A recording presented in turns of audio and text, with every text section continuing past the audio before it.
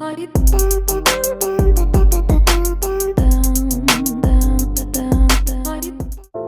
the LG G6 has been out for about 5 months now, so we've had more than enough time to test the phone and get our full impressions and review of it.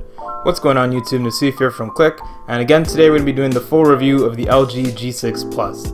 We'll get the basic on-paper specs out of the way first. The G6 Plus features a Snapdragon 821 processor, 4 gigs of RAM, 128 gigs of storage, and expandable memory up to 2 terabytes I believe, and a big 3300 mAh battery. The phone features a big 5.7-inch IPS LCD display with a resolution of 1440 by 2880, with those extra vertical pixels giving it that new, almost standard 18:9 aspect ratio.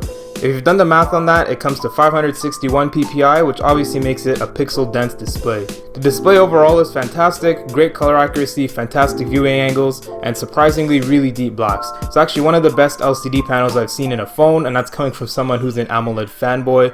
Of course it features that bezel-less design, but without the curved edges like the S8 Plus. It actually makes the phone really easy to use in one hand and prevents any of those accidental and annoying display touches. The flat display on the front is complemented by a curved glass back panel which folds itself into the aluminum sides, and that makes for an almost seamless feel in hand, almost iPhone-esque. And I've got to say guys, after the V30, this is LG's best built phone to date.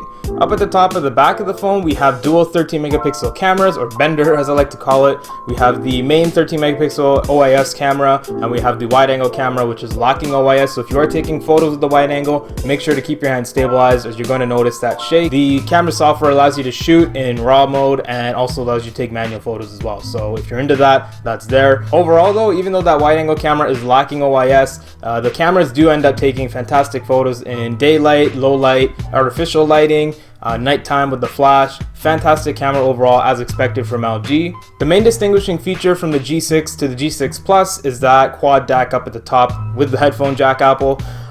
So this, guys, all I can really say about it is the best audio experience I've had from a cell phone ever, and I haven't even been able to get it into high impedance mode. So there's 3 modes. You have regular mode for just normal headphones, you have external audio device mode, so if you plug into large speakers, a car audio, and then you have high impedance mode which activates all 4 of the DACs, and it's an insane experience. I've only had it happen once, and I had that with the V10 way back when, before I sent it back to that eBay seller. So again, quad DAC, fantastic guys. However, a downside to the quad DAC is that it does affect the battery quite harshly.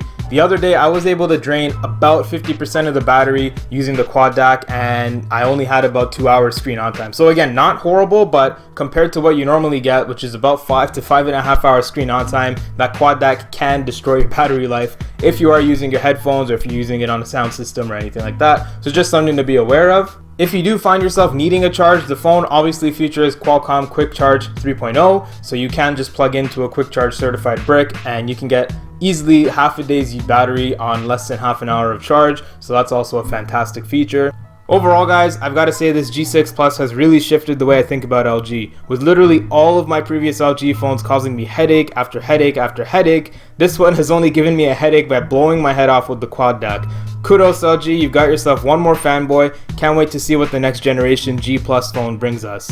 Anyways guys, thank you guys so much for watching. This has been the hopefully quick review of the LG G6 Plus. If you guys liked the video, feel free to drop a like on it and feel free to drop a sub on the channel because that helps us out a lot. Hopefully you guys enjoyed the video. Thank you guys again for watching, and I'll talk to you guys in the next one. I'm out.